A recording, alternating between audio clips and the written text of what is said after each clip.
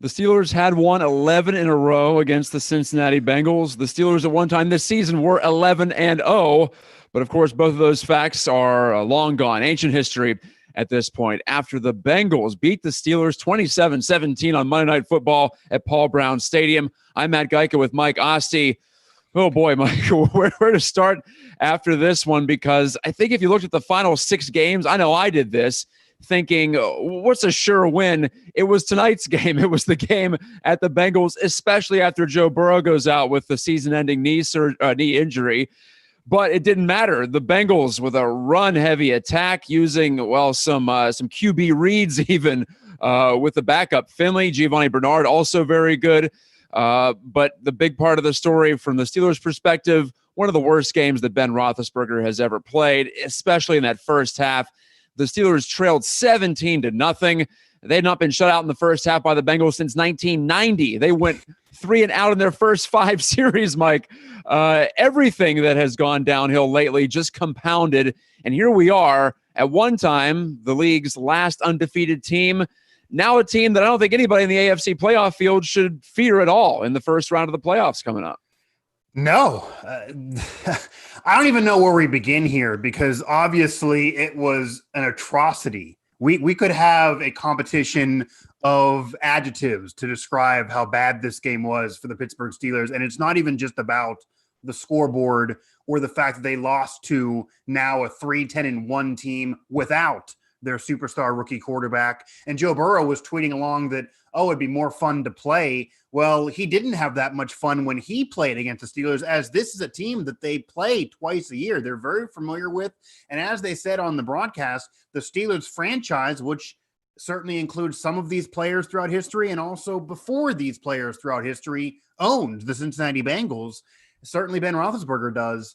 But the game earlier this year, the history, it did not matter today. It certainly appeared like a game that, yes, it was 27-17 final for Cincinnati, but it really almost felt like 40-17 in favor of the Bengals as they had control from Jump Street. And it also appeared like the Bengals were the team that had something to play for. I mean, their season's over. Their rookie quarterback is sitting at home rehabbing. Their season has completely gone down the tubes. AJ Green is still secretly unhappy. Tyler Boyd's getting it done, but he's a lone ranger there. That was his first career victory against the Pittsburgh team, as odd as that is for him, being from Clairton and then having played at Pitt. But they were the team that felt like they were playing for something, whereas the Steelers, and Ben said this all week long in his Zoom sessions, Mike Tomlin even alluded to this, even though he was a bit harder on the team than Ben, who was playing good cop, that we still have 3 games left. Yes, we need to be better. We've been sucking, but we have 3 games left. We didn't really think we were going to go undefeated. None of you guys thought that either. Now we can rejuvenate ourselves. We know we're in the playoffs, unlike recent years. We have time. Well, their time is now running out, and now there's grave reason for concern because no one's going to want to hear that from Ben right now after the game that he just played and that they lose to, I think we certainly can agree, the easiest game on that schedule with the time that Ben was talking about and the team you already had dominated earlier in the year with a better roster, you would have figured. So it appeared like the Bengals were the team playing for something. It appeared like the Bengals were the better team. It appeared like the Bengals were the more physical team. It appeared like the Bengals were the team putting up a better effort.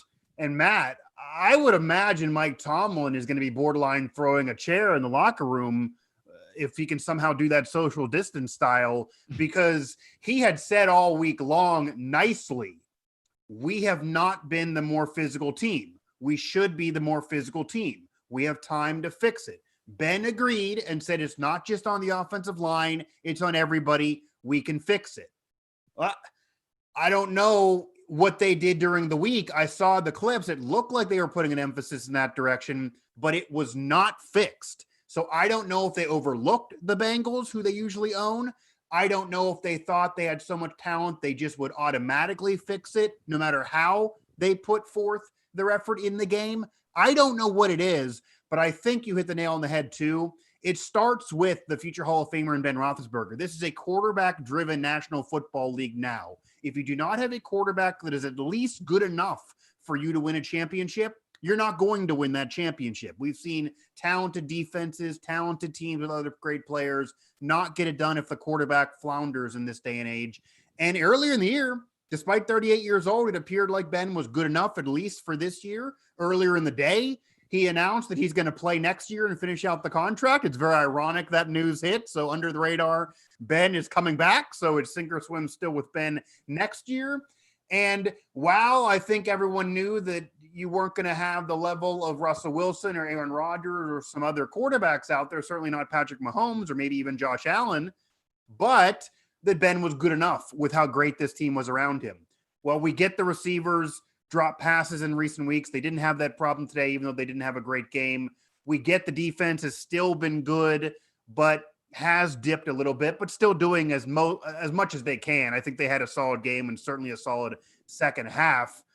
And we get other issues, but if Ben plays like this, they have no chance. And if Ben doesn't play a lot better than this, they certainly don't have a chance. And I get he's a Hall of Famer. I hate the fact that a lot of Steeler fans don't respect the career enough. I think he gets a lot of unfounded criticism in comparison to other Hall of Famers in their cities, where those fan bases will basically die with the ship that those guys are driving. But it was so bad. I'm shocked that he finished that game, that we didn't see Mason Rudolph. I don't believe Mason Rudolph's a championship style quarterback either, but it's just the definition of insanity. You just keep trying the same thing over and over again, thinking you're going to get a different result. And that's just insane. And right now the Pittsburgh Steelers are insane, and they lost a pretty insane game to the Cincinnati Bengals.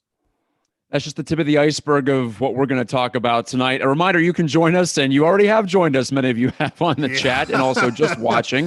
We don't want to leave out the silent majority as well who just watch and don't comment, but please do comment. We'll try our best to include some of the better, more choice nuggets that you serve our way. Mike, my take on this one, I saw several people, especially at halftime, say that this is a quote-unquote Tomlin special. I don't think it's anything like that. I don't think it's one of those games every year where the Steelers overlook an opponent. Right. I don't think it's anything to do with a mentality. I just think they're playing that poorly, and they're in as bad of a spot that a team like the Bengals can sneak up and beat them, especially down there in Cincinnati, and especially with the Bengals being extremely motivated to win this one and take something away from their rivals who almost always seem to get the better of them when it really counts. This one didn't count for the Bengals that much, but good luck telling them that right now in that home locker room, because they're partying like there's no tomorrow at the moment, and they should. But I just think the Steelers are in that bad of a slump where we're not talking about them overlooking an opponent. I think they gave it what they had, and what they have right now is just not anywhere near good enough. And that's the scary part for me. I don't think this is necessarily fixable now. It just feels like, to your point, they had a week of practice. They're focusing on the quote unquote right things. But you see a team like the Bengals, and I think in what the Bengals did today, just going run heavy, a totally specialized approach here with the backup or third string quarterback in Ryan Finley. I mean, he's running QB keepers for touchdowns and first downs. And then you see the Steelers, like you said, just doing the same thing over and over again. Maybe out of necessity because of how poor the offensive line's playing, or Ben's not anywhere near where he needs to be. But you're seeing a team stuck in a rut like the Steelers at the worst time of the year to be stuck in a rut.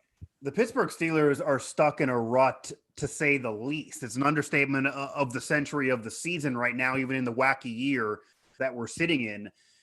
The Steelers obviously played poorly. They obviously played as bad as it really could be in this game, but it almost was, Matt, that even though they this is weird to say, but even though they tightened the scoreboard, and even though they were in the game until the last minute or so, I mean, there were people still saying, and maybe this is just Bengals history, that somehow the Steelers are going to come back and win this game. Respected people out there are saying, nope, they're somehow going to win, just figuring the Bengals would bungle it up. I mean, the term is coined for the Bengals screwing games up and blowing games. Just go back to a recent postseason game between these two teams. The Bengals certainly should have won that and then imploded. So that shows you what people think in the Bengals. That shows you the team the Bengals are, and yet they were able to beat the Steelers and really dominate them in many ways. And even though the score tightened up, it appeared like the Steelers were still so far away. It's almost like you're crawling up that mountain and you see the peak there, but it just keeps somehow increasing in height. It just wasn't going to happen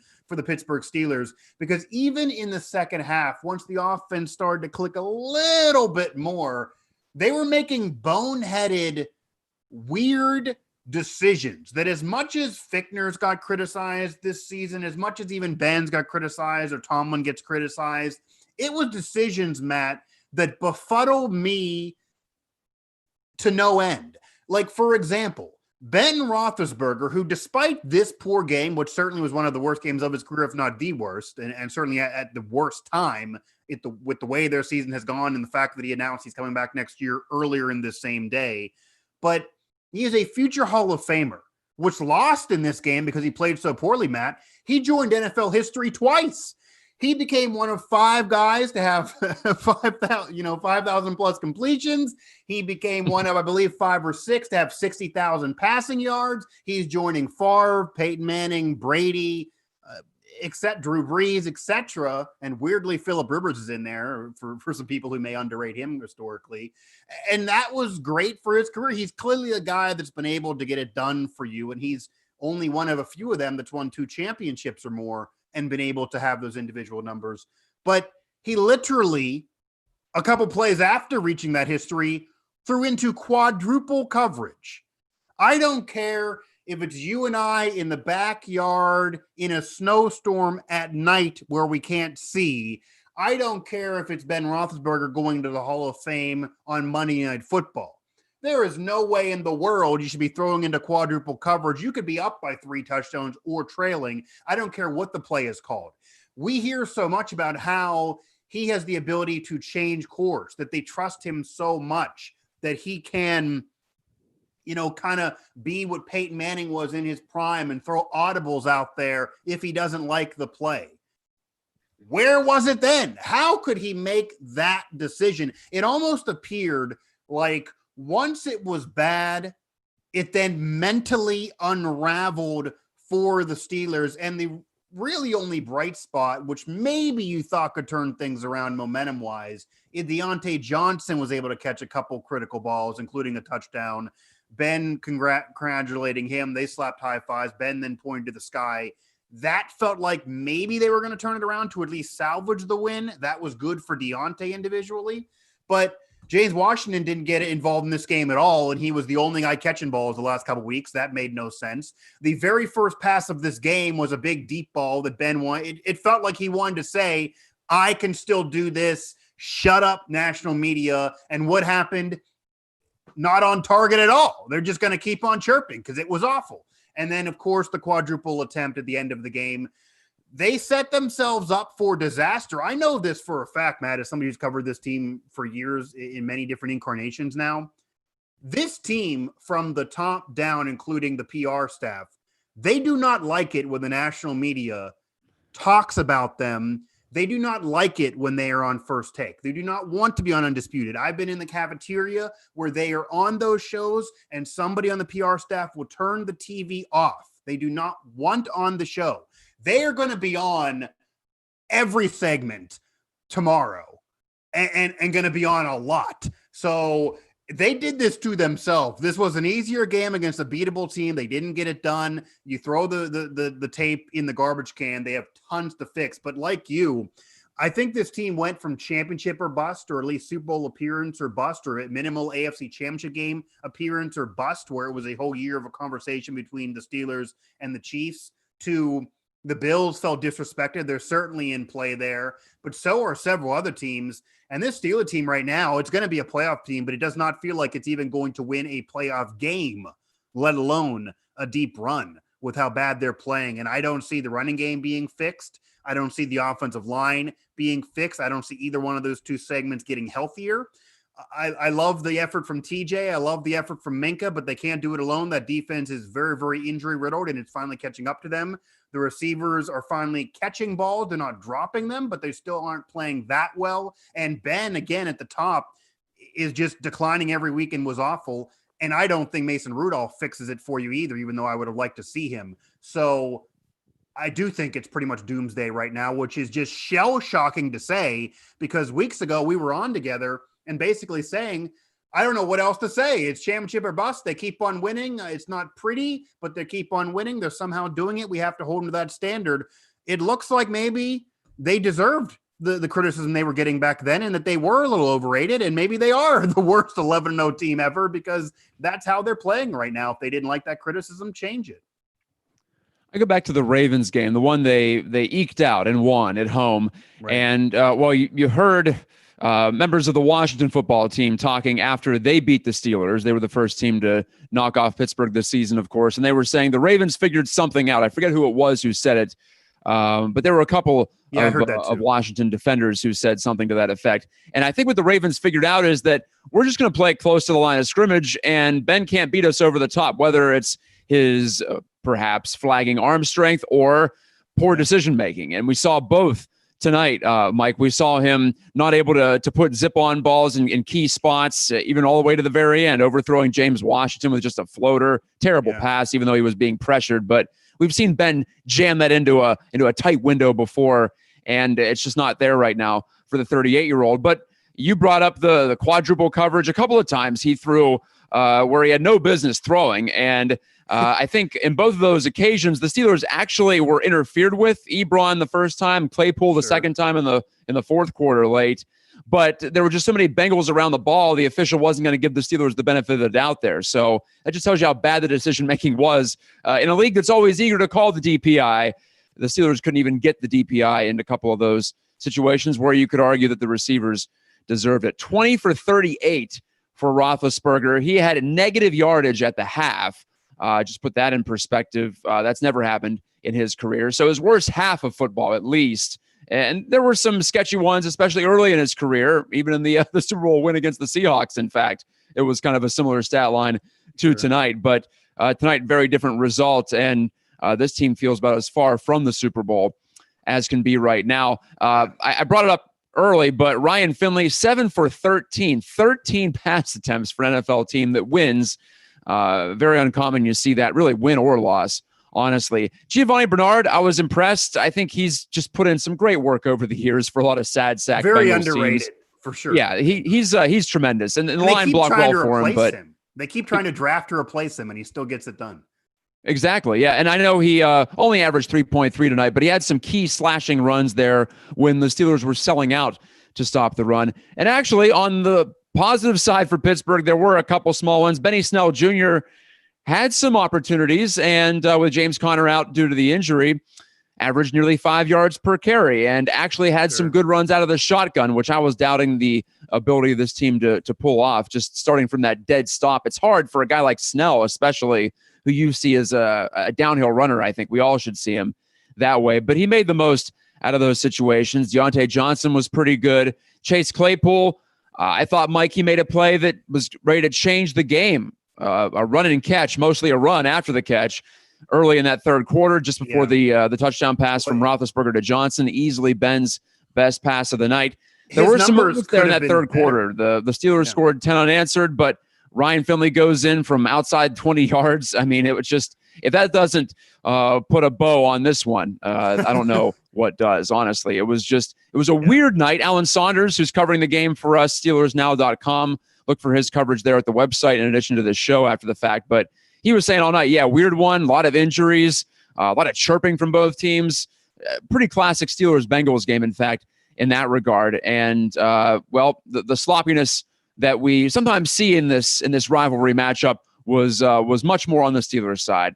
And, here we are right now. You brought the injuries, too, on the defensive end of it. I think tonight, Mike, we also saw some of those big creases open up in the opposing running game. And you can only hold the fort for so long. That's what I keep coming back to as well. The Steelers D has performed admirably, but they had short fields to contend with in the first half. And in the second half, I just feel like it's attrition at this point. I don't know how you see it, but I don't feel like it's necessarily scheme. It's guys wearing out. No bye week either doesn't help. Well, yes, and the lack of bye week, I'm sure the fans are going to bring that up, and that is something that exists. Ben has brought it up. The Steelers are going to bring it up, Matt. They have that as their built-in little excuse they brought up. And it's true. It certainly is rough on a team, certainly a team that's dealt with tons of injuries. I talked about this on past shows. This Steelers team has dealt with so much drama and has been so immersed in COVID-19 more than any other team this year that it's kind of overshadowed all the injuries. I honestly, and maybe I'm biased as I'm covering the Steelers and I'm so entrenched with Steelers coverage, but I can't think of another team in the NFL that has dealt with as many key injuries. I get Dak Prescott with the Cowboys, and if you lose your quarterback on a talented team, you're kind of screwed. I get it.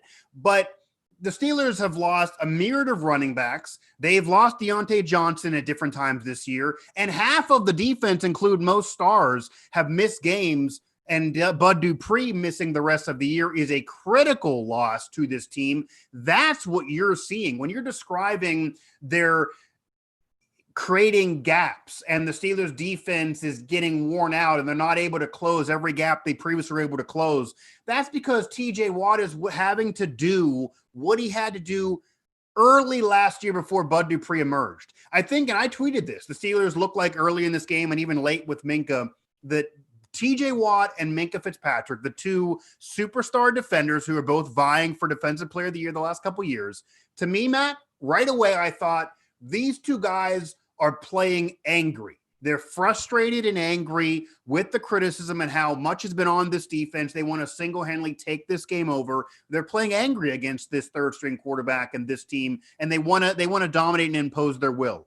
As I watched this game, I learned I was wrong. They're not playing angry. They're playing frustrated, and that's a difference, and that's worse. It's one thing if you're playing angry as a great individual player, but when you're playing frustrated, I think TJ Watt was playing like a guy who was thinking to himself, damn, I lost out on Defensive Player of the Year because of how the season dwindled. My boy Bud Dupree is probably gone for this year, if not forever, because he's going to want some money and his contract's up. I can't close both sides of this field. The reason why I'm getting better and this defense got better is because I had a partner on the other side who emerged midway through last year and wasn't doing it for me prior to that. And now he's gone again. Minka is upset for a year and a half because he's getting all this double coverage and being eliminated after the great year he had last year. And I think they're just frustrated. They were borderline some illegal hits. They were trying to just lay guys out late in this game. And I do think the defense is just too beat up. My only surprise, actually, I will say on the flip side offensively, is I get Ben played so poorly and no one would have expected that, even as bad as he's been in recent weeks. But Benny still had an okay game. I would have expected, even with Connor's injury, they would have tried to ground and pound earlier in this game. Now, we agree this is not 1995. This is not 2002. You don't need to be a ground and pound team to win. Maybe that's even a negative. It is a pass first league. When they were passing more, they were winning more. But especially once you learn that Ben doesn't have it, the Cincinnati Bengals matter 26th against the run.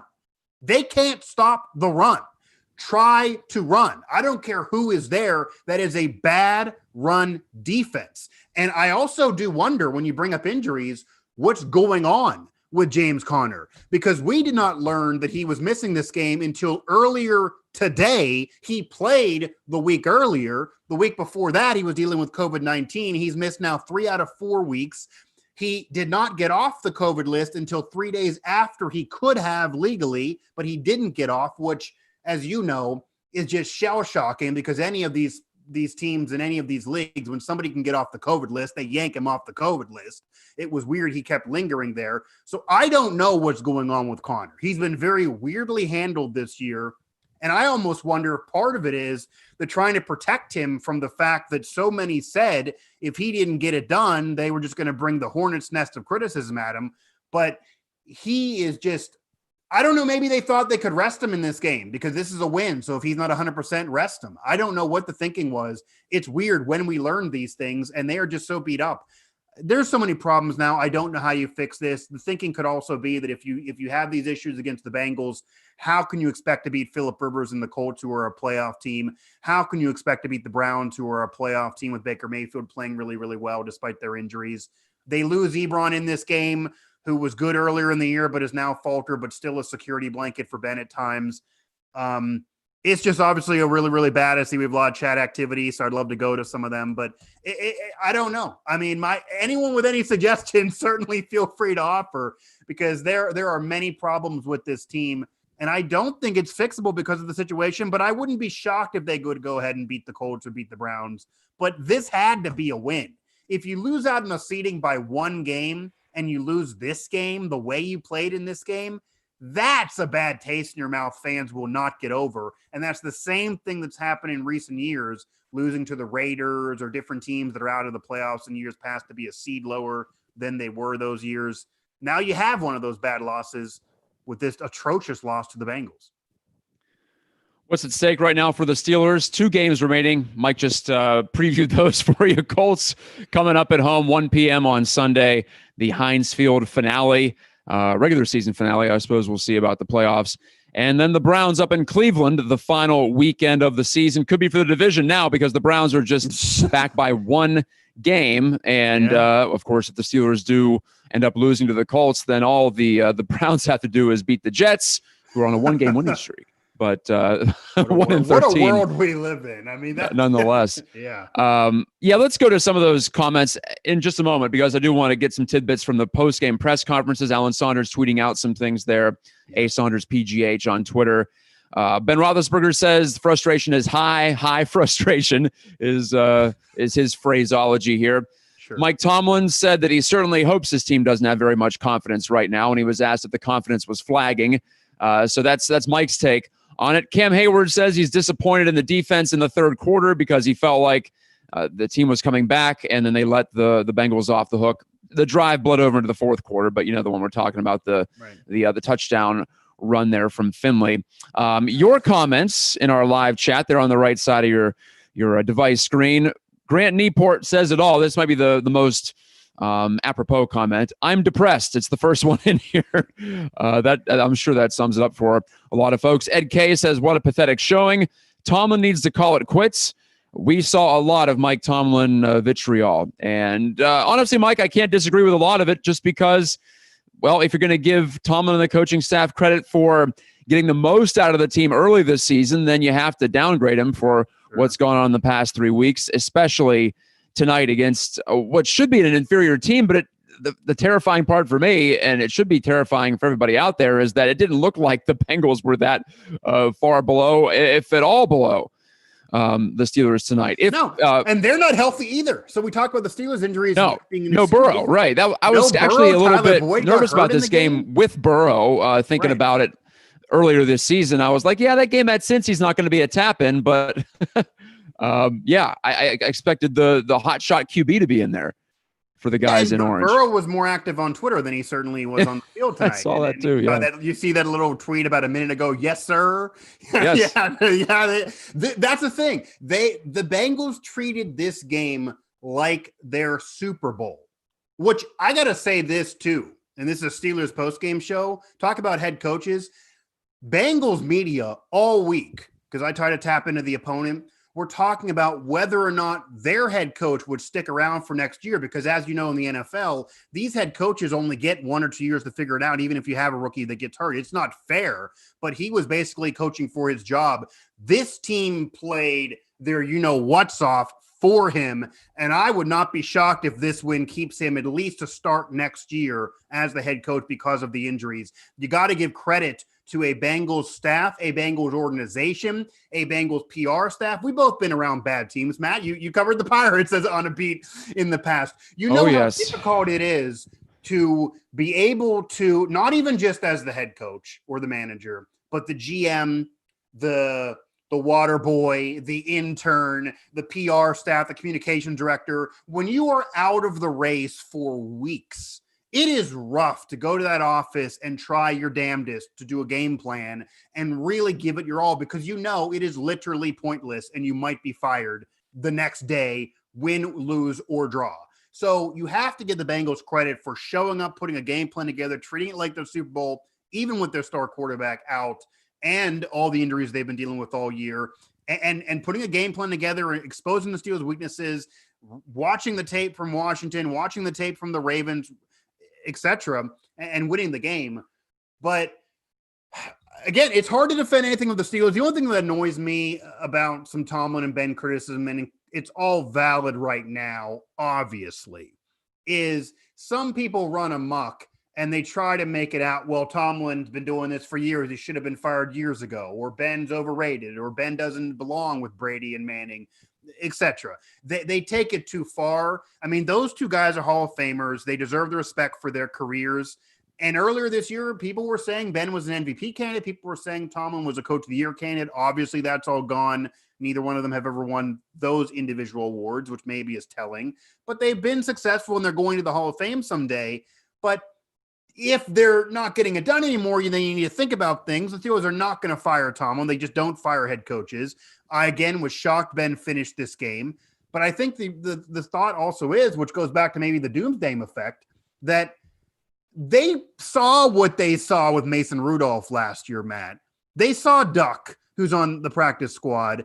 They saw Josh Dobbs 2 years ago and then made the decision that he was worse than Duck Rudolph. Like, they don't like those guys to be their number one, no matter what they're going to say publicly. So it really is sink or swim still with Ben, even though Ben clearly needs to prove that he can still get it done, even be a semblance of a legit quarterback the rest of the way. But, you know, it doesn't disrespect for the careers, but they certainly didn't have a great day. But I just don't know what to chalk it up as, because this season totally unraveled. And it could just go back to what I was saying weeks ago and what others were saying weeks ago, and which was true then, but now is coming to roost, that they could have lost to Denver earlier in the year with a third-string quarterback against them then. That was a close game. They actually played the Eagles a close game, and Carson Wentz looked the best he's looked all year. He's now lost his job. He almost came back and beat the Steelers. They played horrible against the Dallas Cowboys that I mentioned earlier without their star quarterback. They played horrible against the Ravens that you mentioned earlier with RG3 leading the way for the Ravens, and they only lost that game by 5. So the Steelers could have lost other games this year. They played like an average team most of the year. They just were winning earlier. The luck has run out. And if you're doing a college football power ranking type thing or trying to pick a playoff here, I would say the committee is no longer impressed to select them. I mean, the Bills look good now. The Chiefs don't look great. They have been declining, but they're still winning. They won a big game recently. I mean, they're just looking bad at the worst time, because all these Steelers have also admitted this past week leading into this game, you want to be hot going into the playoffs. That's more important than your record. They are ice cold regardless of their record right now. Yeah, everything's going wrong, at least offense, defense. You know, special teams is fine. Boswell's fine. I guess Barry's fine. But honest to God, it feels like it's all falling apart. And the only benefit for the Steelers right now is that they still have 2 weeks to go, and they still have 2 weeks to try to find something. If not, they'll be relying on the adrenaline restart that is the beginning of the NFL playoffs. And it's not looking very good, like they're going to have any kind of shot at the first round bye. That's pretty much out the window. They're just trying to hold on to home field and the division championship at this point. At least for their sake, they have clinched a playoff berth. Right. So they don't have that sky is falling feeling all the way. But that's that is a small consolation, I should say, for a team that was 11-0. For them was 10-0 for the first time in franchise history. I think 9-0 was their best start ever. So this is a team that had everything going for it, it seemed. Now, Mike, you talked about it. I think all of us who are honest observers of this team, we're saying they're not playing great all the time. They're coming through in some of these clutch spots and maybe getting some fortune along the way. But you have to get some wins in the NFL at certain points. The league is just so darn close a lot of times, as we did see tonight.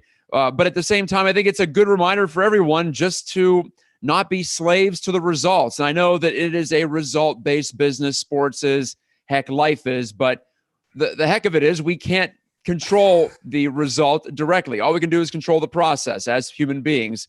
And the process started to go downhill before the results did. Now the results have caught up. But the problem is, Mike, I can't even really point to anything tonight and say, well, there's something they could use as a spark. I mentioned Snell. Running game was decent this evening, but I still see all the same problems that have plagued them in recent weeks, with Ben unable to complete passes downfield. I believe he was 0 for 7 in passes over 10 yards until the Johnson touchdown pass in the third quarter. I see the defense not getting any healthier. If anything, they're getting more injured. It keeps on coming for them.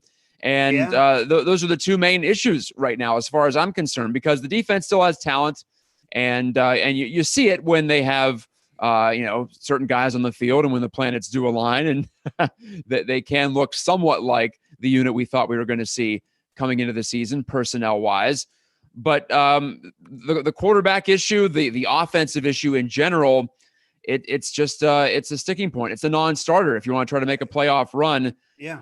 How would you try to fix this, Mike? Is there any way to fix it? You brought up the fact you're not going to change quarterbacks. That's the heck of it. It's like Ben's got to get his act together. Randy Fichtner's got to get his act together with Ben in tandem, or it's just not going to happen this year. It's going to be an early burnout. And I think we're going to look back at an entire decade now. It's been a decade since their last Super Bowl trip. And we're going to say, how do they not at least make another one of these Super Bowls with all the talent that they've had on the offensive side of the ball alone? The thinking was that they finally put it together this year, and this year might be that season. And even look back to the history. This Steelers team every week has been involved in NFL history, whether it be Ben's individual accomplishments with his career or even the defense with the consecutive sack record that they broke against Buffalo and continued again tonight. It's the fact that in comparison to the other teams throughout history, that Buccaneers teams in the early 2000s, that's 3 NFC Championship game appearances and a championship. When you have this much talent, and usually when you're setting these historical achievements, you're also doing it with team success. I get that the defense can't do it on their own. I get that Ben couldn't do it on his own. I get that AB, when he was there, he couldn't do it on his own.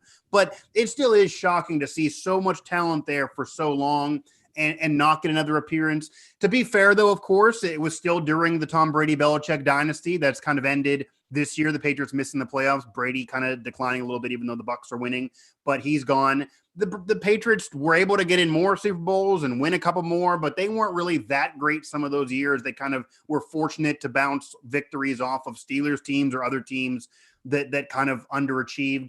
And the Steelers just didn't get the job done. To me, it doesn't take away from the careers that are Hall of Fame caliber for Ben and Tomlin, but there's some underachieving there the last decade for sure. And I think the issue for this year, though, in terms of a possible fix for this year, number one, I am still surprised they did not go to Mason Rudolph in this game, because also if you're following Allen's tweets, who was there for our game coverage in Cincinnati. Hopefully he had some Sick Island chili on the drive home, that Mason Rudolph was warming up to start the second half. It's like a pitcher in the bullpen. The Bengals were on the field first. Mason Rudolph was chucking balls. He was warming up, and you don't do that if you're a backup quarterback who's just going to hold a clipboard. It's not like you're a pitcher who just wants to get loose. Usually Mason's never throwing a football the entire game. He was warming up. He didn't just do that on his own. They told him to do so.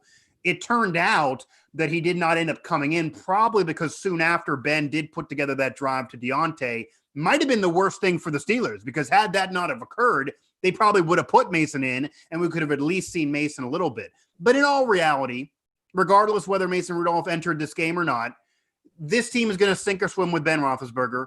They're not going to win a Super Bowl with Mason Rudolph. They're not going to win it with Duck Hodges. They're not going to win it with Josh Dobbs, by the way, either.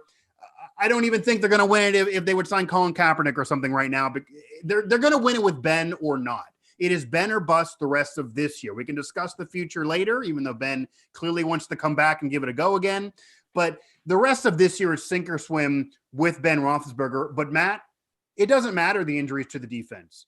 It doesn't matter to the receivers catching balls, because they were better today than they have been the last couple weeks. It doesn't matter the running game or the health of this team. It doesn't matter decisions Tomlin will make. If Ben Roethlisberger is not better than he was tonight, they will go ahead and lose. They will not go far. They could lose to anybody. They could lose to Indy. They could lose to Cleveland. They could lose to Miami, Baltimore, whoever else. Name me a team. He plays like that, they can lose. So it is a quarterback-driven league. He has to be better. He does. And he just was so bad. I don't think anyone expected, even the harshest Ben critic, expected him to be that bad. But earlier in the year when they were winning, he was a point guard. He was finding who's open. It was dink and dunk, Tom Brady, Patriot-style offense. They didn't need big plays because they were usually up in those games. He cannot throw the deep ball. That's clear. It's clearly a problem for him. You're not going to fix it in week 16. And even above 10-yard passes he struggles with, as you mentioned, 0 for 7 in the game. So he can be good enough if you have a lead and your defense can hold it, maybe if he goes back to where he was a few weeks ago. But if he has to come back playing the Chiefs or the Bills or one of those teams that has an elite quarterback that can really do it to you, it's not going to happen. They maybe could win a playoff game against Miami and Baltimore and those teams of the world, but the Raiders. But it's doubtful they can beat anybody else of anyone's elite, because they can't rely on that they're going to go ahead and lead a game by 2 touchdowns to start, since they don't even usually start games well.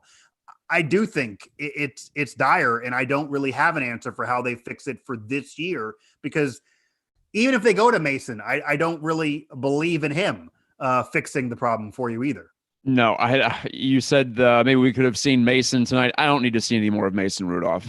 I just wanted to see something else. I just don't know, man. Maybe unless they run an offense like what we saw the Bengals run tonight, where it's a lot of run pass option, and you get Mason out there running around. They put the handcuffs on Mason and Duck a little bit last year when they were winning some games. They actually did win a little bit with those guys, and it wasn't because they were good. So maybe the handcuffs need to be on Ben a little bit. Maybe he has too much freedom at this point in his career. I don't know. I just think Ben's going to have to prove that he can hit a couple of deep balls, or not deep necessarily, but intermediate, more than one to Deontay Johnson, which was a great throw and a great read. I want to give him credit there. Chase Claypool was wide open for a couple. Yeah, he was. He was open on the one that he tried to force to Ebron there in the first half. I think the ESPN crew highlighted that pretty well. Yeah. So it just shows you how off Ben is. And I think it's all just snowballing. I had someone tweet at me, and we've seen comments about the offensive line being poor in blocking. Brian Burke, ESPN NFL analyst, really sharp mind. He tweeted a graph that showed the Steelers as below average in both run blocking and pass blocking. It makes sense. The line is running out of steam, I think. You're seeing guys like perhaps DeCastro and Pouncey fall off from their peaks. Alejandro Villanueva is just bad, flat out, at left tackle, I think. He's had a bad year, for sure. Yeah, I think he has just completely collapsed. So, and then you have the injuries too. You're playing guys who you didn't anticipate playing, and Stefan Wisniewski is starting for the Chiefs on their line the other night. I think the regret is, and the Steelers got rid of him when they were so loaded and they weren't dealing with injuries. They signed him for a reason. They should have kept him around, because you need depth, and they've been so injury riddled. It's almost a joke that somehow he managed to save it being a cap issue for the Chiefs and get back on the team that he just won a Super Bowl with. It's almost like when the Yankees got rid of David Wells to bring in Roger Clemens, and the next year they have both of them and win another World Series. Like, it's just ridiculous. But that was a non-salary cap sport. The Chiefs managed to fleece the Steelers with a salary cap in play. Nothing's gone well. I mean, front office on down. It's been a rough 3 or 4 weeks for the Steelers, and it legitimately has ruined this year unless something catastrophic changes. Well, and I think when the line is bad, everything looks bad, right? And I think Ben has gotten skittish partially because of the line being unable to hold for long enough to hold the fort. I mean, maybe they've been doing some illegal holding as well, but you know what I mean. And then I think as well, it goes the other way too. If Ben's a little skittish, then all of a sudden he's rushing decisions. He's making bad decisions. He loses confidence. I don't think it's if I hate to keep talking about Roethlisberger, but it really is. That's really it is. Yeah. I mean, if he played even a little bit better, they might have been able to win this game. This is not a good team they faced, despite how well they played, honestly. But Mike, I don't think it's that physical for Ben. Now, when you watch, when you watch a game like tonight, you see the difference between the two quarterbacks in terms of mobility. And you realize, Ben's lost a lot in that category. He just doesn't move around as well. He doesn't even really move that well inside the pocket, which I think has been a trademark in his 30s. In his 20s, he was a blast to watch in terms of getting outside the pocket. I sometimes really miss that young Big Ben, but that's not the case anymore. We knew that coming in, but I don't think the arm is that bad. Actually, I just think he's not moving his feet very well, and I think that leads to some lazy looking throws. I think it's more of a mental thing overall, though. If I had to pick one side of it, I just don't think Ben's making the right, proper decisions, and I also think he's not getting a lot of support. There's not a lot of creativity in that offense. We talked all about Matt Canada and his potential influence this year. They've run a couple of jet sweeps in the last 2 weeks. It was more One this today to week Claypool was snuffed out instantly, but it's not all about the jet sweep. It's about creativity in general. It's about what the Bengals did tonight. They, like I said, their third stringer in. They threw it 13 times and they won because they tried some creative things. They tried to play to Finley's strengths. They wanted to get him running around a little bit, and it worked. I'm not saying that would work with Ben necessarily, but there's got to be something, some gadget play, some sort of an interesting innovation that will at least get the defense to back off a half step or a full step and stop making it so claustrophobic at the line of scrimmage, because that's preventing both the passing game, which is based on the short routes, obviously, this year, and the running game from getting going. So it all just builds on itself until you can prove that you can beat whatever the opposition is doing. And right now we're seeing how much of a copycat league the NFL is, because these teams are just repeating the same overall defensive strategy with different personnel and some different schemes. But overall, the deal is, okay, beat us over the top. And once you do that, then we'll adjust. And the Steelers really haven't done it over the past 4 or 5 weeks now at this point. I do not think it is a coincidence that Ben's decline this year has coincided with the running game dropping off and the offensive line getting riddled with injuries. When you have an older quarterback, if the offensive line is a shell of its former self, not even playing that well before, but now is basically a junior varsity out there, and the running game is dealing with tons of injuries and doesn't really have a featured back, we've experienced teams win championships without a featured back. Because I had somebody tweeting me that in this game. Somebody said, well, this shows why you got to pay for an elite running back to help you. No, I don't think so. I still, to this day, don't think they should have paid Le'Veon Bell. We've seen what the rest of his career has been. That would have been money wasted. We have seen teams win championships. Again, Steelers fans are going to be annoyed by this, but I'm going to have to use the Patriots for an example again, without an elite running back. The Patriots never really had one. LeGarrette Blount maybe, but it was a myriad of running backs with Brady, and you don't need to have an elite running back. The year the Rams went to the Super Bowl, Todd Gurley wasn't their beast in the playoffs. He was injured. He missed multiple playoff games during that run. They had C.J. Anderson roll off his couch. I don't know how in shape the man was because he hadn't played football in a year, and run his butt off through the trenches in that postseason, and that's what led them. He was the MVP of that postseason. I don't care what award he wins or not. So you don't need an elite running back to win. You do need some semblance of a running game, though. And when you don't have an elite running back, that certainly does predicate on the offensive line protecting for you. But when you're an older quarterback and you have no offensive line, or at least a porous one, and you have a very minimal running game, it takes away complete play action pass. Because if he's ever going to throw a deep ball, he's going to need play action pass at 38 years old. Gone without a running game. You cannot even try, which they don't anymore. It's hard to do gadget plays when you're trailing early in these games and you have no confidence in anything else. They might even have thought Claypool was going to drop the ball a couple weeks ago because that was the case then. And Matt Gajtka has not been involved as much in recent weeks as he was earlier in the year. Maybe they think people have figured things out. I don't know. I would keep trying until somebody stops something. We saw a little bit more from him today, but that was after 2 or 3 weeks of not seeing his plays hardly at all. You got to have continuity there. And I don't think it's coincidence that the running game flounders and the offensive line is injury riddled. And that is how Ben takes the dip. Again, it's not making an excuse for Ben. He's been awful. He's been god awful. He needs to be better. If he was better, they might have been able to win this game. But when you're a 38-year-old quarterback who I do believe has lost some physical abilities, certainly throwing the deep ball, certainly throwing longer routes, you're going to need help around you. Half of his incompletions 2 weeks ago were off receivers dropping balls. That's not a help either. And I don't think it's as much as just mental or just physical, Matt.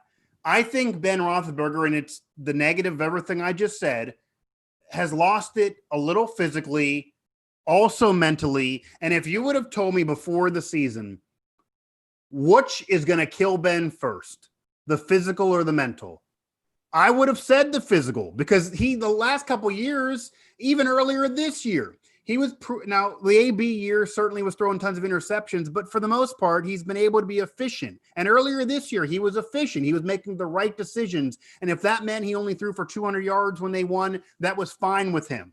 And now it's almost more annoying. I guess if I was a Steeler coach, if I was a teammate of his, if I'm a Steeler fan, I'm more upset at my 38-year-old quarterback throwing into quadruple coverage in a game that is close. I'm more upset at my 38-year-old Hall of Fame quarterback missing wide open burner rookie receivers. I am more upset at my rookie quarterback missing throw after throw after throw beyond 10 yards and making poor decision after poor decision into triple and quadruple coverage than I am if any physical issues happen. Physical issues are going to occur, Matt. The reason why Brady's no longer an MVP candidate this year with Tampa, physically, he's 42. It's going to be over for him.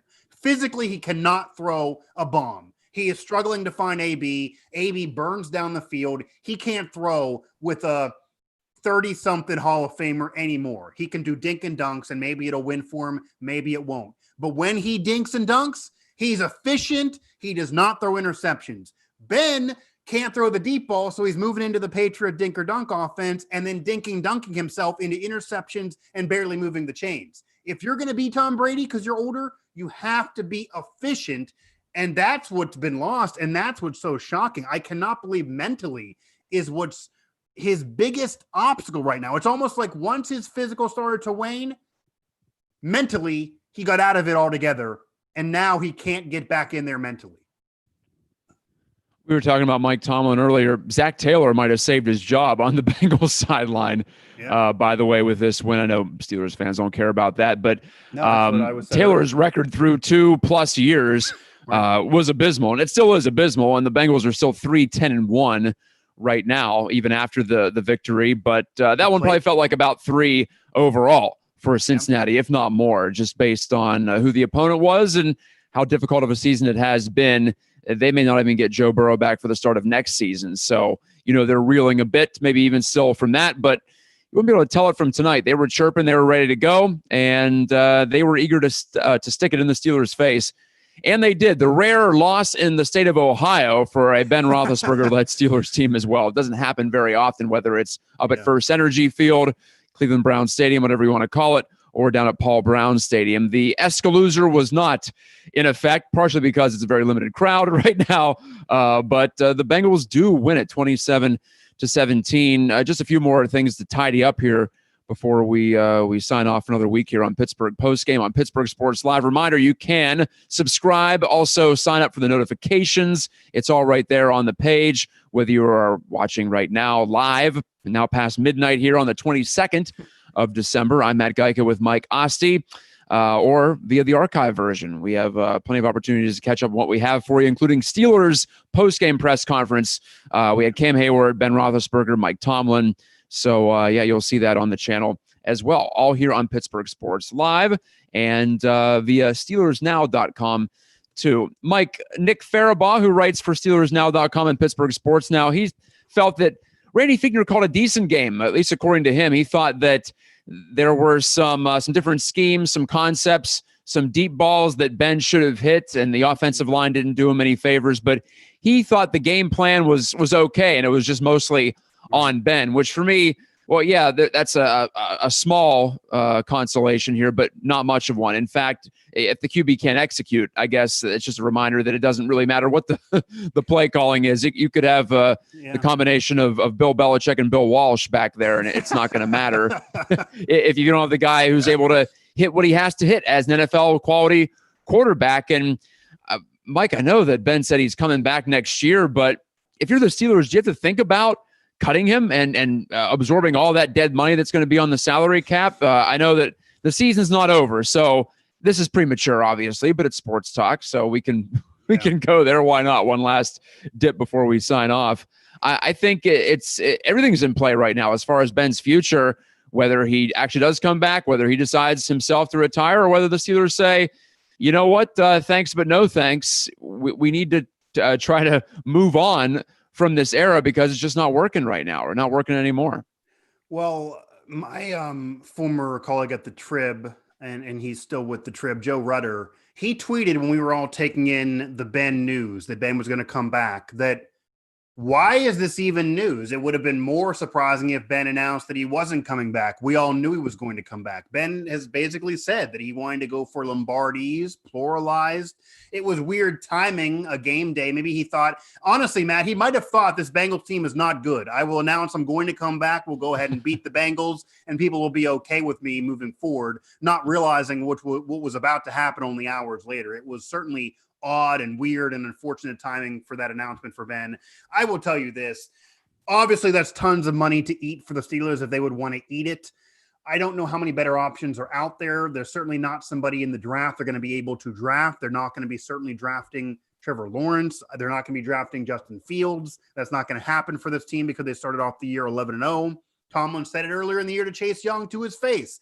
I don't want to ever be so bad to be able to draft somebody good out of college. You're too good for me to want to draft you. I want a better record than that. Well, that's what happened again. 11 wins. They're not going to be able to draft any of those guys. So that's going to be another problem. And the Carson Wentz conversation is going to exist in the offseason, especially with Wentz's agent saying that if Wentz is not the starter to start next year, he wants traded. So Wentz is going to clearly start some drama in the offseason that he wants out of there because he's clearly not going to be the starter with the way things are going right now with the Eagles probably. So we'll see. That's a conversation. I really, to be honest with you, just knowing how the Steelers operate, I would be willing to bet a lot of money that as long as he is healthy, Ben Roethlisberger is starting for the Steelers in week 1 next year. I cannot imagine the Steelers dumping a future Hall of Famer who you could argue is maybe one of the top 3 players in the history of the franchise. And that's honestly, oh yeah, he's definitely up there. Yeah. I mean, for me, he's already ahead of Bradshaw. You can go Mean Joe Green and maybe, a couple others just on historical achievements, but Ben is right there. So I cannot believe they're going to dump him. I wouldn't think that would happen. If that was a situation of a conversation between the two and he really wanted to keep playing, they would trade him. They would maybe do him that solid. I find it very unlikely he's not starting for the Steelers next year with probably a similar quarterback situation because I don't think there's anyone they can draft unless they trade for Wentz. Even if they would trade for Wentz, I would think that would be more of a backdoor deal that, look, Wentz, you won't start next year, but you'll have the keys to the Cadillac in the future. Ben will then have 1 more year. And then maybe there might be an announcement and more of what might be possible, Matt, if he doesn't play better. There might be a Drew Brees announcement. Because that's what's happened with the Saints. Now, to be fair, Drew Brees has been playing much better than Ben the last couple of years, but he's been injured this year. But eventually, you just got to be done with it. And in the offseason, Sean Payton and him got together, and yeah, they wanted more rings. They only got the one. They feel like they got screwed a couple of years ago with the refs. But Brees basically said, okay, I will retire after this year if you give me 1 more year. So that's what's happening. So they might do that where Ben has a press conference, cries and says, I am going to start to finish my contract. I believe in the team. They want me, blah, blah. But after this year, no matter whether we win every game or lose every game, then I'm done. And that could be something that could appease Wentz if he comes over or something like that. Then they could maybe luck out and only be 6-10 and then draft somebody. But I would be shell-shocked if Ben is not the starter week 1 next year. He's certainly going to be the starter the rest of this season as long as he's healthy. And the only unfortunate thing, the only reason why you would even consider it, Matt, and probably why you're considering it, they haven't got that 3rd ring with Ben. They haven't been able to win that championship in the last decade. And there is so much talent on this team when healthy. If you go into next year fully healthy with this talent and Ben is your quarterback playing like this, it would suck because he would cost them a chance at potentially a ring. That is how much talent is on this team. I just don't see any other options, and they'd be eating a lot of money. They would never screw him out of the money, so they would have to eat the money. I can't see it. I can't see it. I feel like you're sinking and swimming with Ben, and that is unfortunate right now, unless there is a way to save face, and Tomlin and the Rooney family goes to Ben and says, you said a few weeks ago you wanted to play the contract. You were playing well earlier in the year. You got all of these historic records now. You're going to walk into Canton. You did everything you wanted to do. You proved your doubters that you didn't go off on an injury. You're better than you were then early in the year at least. You can chalk it up to being 38 years old if you want to during the end of this year. A lot of great quarterbacks, Peyton Manning, Brett Favre, they sucked towards the end of their final season after being great earlier in that year. and let's mutually decide to just to have you retire. And when you make the decision, we won't have to make it. You can announce your retirement and choose to be done that way, because you did say that if you were at fault for the losses, you wouldn't want to keep going. He certainly can make that decision. It's not like because he announced today on Steelers Now and other sites that he wants to come back next year that he has to play. If he wants to retire, he can. Maybe something like that would occur. But knowing what I know from the Rooneys, Matt, and knowing this is the same ownership, as much as I love them and they've done great for the NFL, they flew down there with Kevin Colbert to Florida to try to convince Antonio Brown to come back to them because he was an historical player for them, and they didn't want to lose that after AB had already gone Instagram Live, called the quarterback a racist, called the owner a slave owner, and said, I want to leave town. They begged him to stay. I would be shocked if they want to have that conversation. They want Ben to end on a high note. They want to try to fix it with Ben. They believe in Ben blindly, probably. And Tomlin probably feels tied to Ben. He probably feels like he owes him. The team probably wants to galvanize around Ben. They all love the guy. And it's Ben or bust the rest of this year. And I would imagine Ben starts week 1 next year, whether that's the best decision or not. This is where we're at right now. 3 weeks ago, they were 11-0, top of the NFL universe. Now we're talking about, do we have to force out Ben Roethlisberger? This is something. I'm not sure I've experienced anything like this, either as a fan or as a media observer. And you know what, Mike? It's fitting, because I started the night jokingly tweeting that I need to look up whether a team has ever won 11 in a row and then lost 5 in a row in the same NFL season. Well, Rich Eisen came through for me here. NFL Network, of course. I just retweeted it. If you follow me there, Matt Gajtka is my handle. Rich says, since the merger, AFL, NFL in 1970, no 11-0 team has ever lost 3 straight after that. 2020 now. So the Steelers have made history in many ways this season. Ben Roethlisberger made history tonight a couple of different ways individually, but negative passing yards at the half. The Steelers trail by 17. They lose by 10. Mike, that really does wrap it up, doesn't it? We've never seen this before in the history of the NFL. So I don't feel like we're overreacting to be all sky is falling, because it really does look like the sky is falling at the moment for the Steelers. Well, honestly, it was shocking when they were 6-0, 7-0, 8-0, 9-0, 10-0, and 11-0, the way they were playing. I don't think anyone predicted that, even with the talent. And I did think they were a playoff team and better than the last couple of years. But I don't think anyone thought they'd go undefeated and have the best start to a season in Steelers history, despite all the success of the franchise throughout history. But now it's just as shocking that they go from being the worst 10-0 and 11-0 team in NFL history to now potentially being the first to ever lose every game after that. And I actually recall when you were saying that, I thought of it. You asked me a few weeks ago on a show about the rest of the season. That was back when I said it was championship or bust at that point. And I laughed it off that, well, obviously they kind of locked it up already, even though they aren't playing well. They might lose a game or two. They're not going to go undefeated, but some of these guys, they can't lose every game. Well, no, they can. I mean, if they don't play better, they can, because the schedule's not getting any easier. And if you thought I'll caution Steelers fans with this as we kind of close up shop. If you thought the Bengals were going to play a game against the Steelers and really care, if you thought this game against the Steelers was the Bengals Super Bowl in a season that still means nothing for them, buckle your seatbelt for a Colts team that is certainly dealing with playoff positioning and trying to jockey themselves into a better situation with a Hall of Famer who is right there with Ben in the same draft class to all the historical numbers. You see his name all over the place, and Phillip Rivers, who does not have a ring on his finger and wants it. They're going to be hungry against the Steelers. A Cleveland Browns team that wants to not only get in the playoffs, the Buffalo Bills won their first division title since 95. The Browns want to join the Curse City party with division championships and put a hat on their head. They want to do that, especially if the Steelers would lose to the Colts. They're going to be salivating. And I'll tell you, even if the Steelers would lock up the division the week before and beat the Colts, the Browns are still going to want to kick the Steelers in the mouth because they want to be hot going into the playoffs, and they freaking hate the Steelers more than the Steelers hate them. So those two teams are probably the worst two teams you want to play right now. That is hungry teams that have a lot to play for. The Steelers have to deal with. They have tons to fix. I don't see a fix. I don't see any major change that even impacts this year, because the conversations about Ben's future does not impact this year. And I mean, it's almost exhausting discussing it because there's just so much. There's nothing really to say that there's a positive here. It's really hard to have a glass half full take here.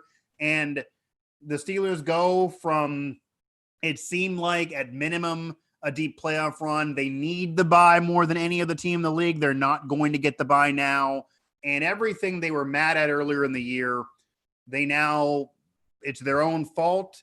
And, you know, obviously I would be interesting to see what comments Tomlin makes this week, how Ben is this week. Tomlin was angry last week. He was bad cop. Ben was good cop. I wonder if Ben switches gears, even though Ben certainly has to take a lot of ownership on himself. He played so poorly. So did the line, though. I wonder if Tomlin gets really critical, kind of quintessential Tomlin from years past. And I also do wonder, and I don't want to make this into a segment at all, and it's certainly been overblown as well, but I do wonder if there is any comment about Juju, because that's going to be asked. That, you know, obviously I get that he's made a wealth for himself and his family off of social media more than anything with football could provide him after the game. And maybe you and I would be jealous of this. I mean, he could retire now and live off social media, but I don't think Tomlin loves the dancing and losing and playing like this. So it'll be interesting to hear if there is any different course and directive from Tomlin this week with how this team showed up, because they haven't, in the words of Tomlin, they haven't earned the right to be boisterous and celebrate the way they're playing. Like, play one half of sound football, I think, is not that much to ask after you started the year 11-0.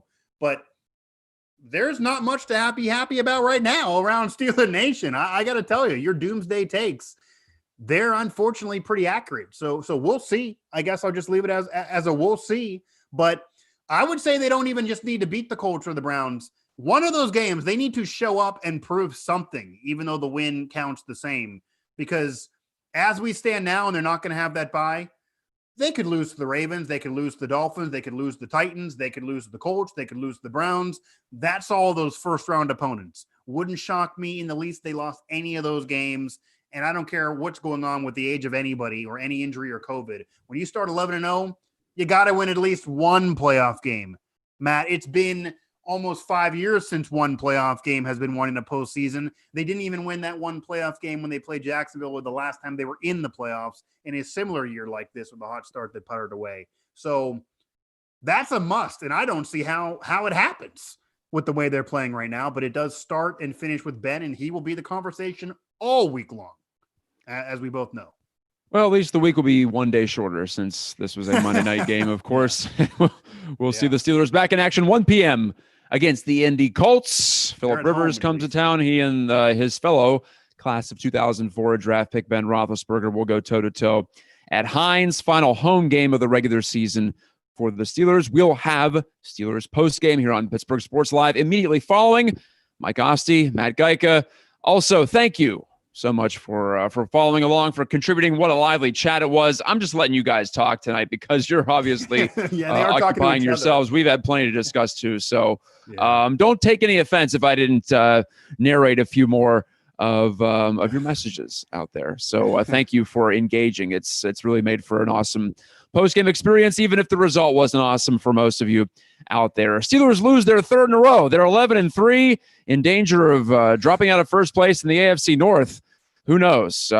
Everything is possible, it seems, right now, except for missing the playoffs. They have locked that up. We'll talk to you next time for another rollicking edition, I'm sure, of a Steelers postgame on Pittsburgh Sports Live.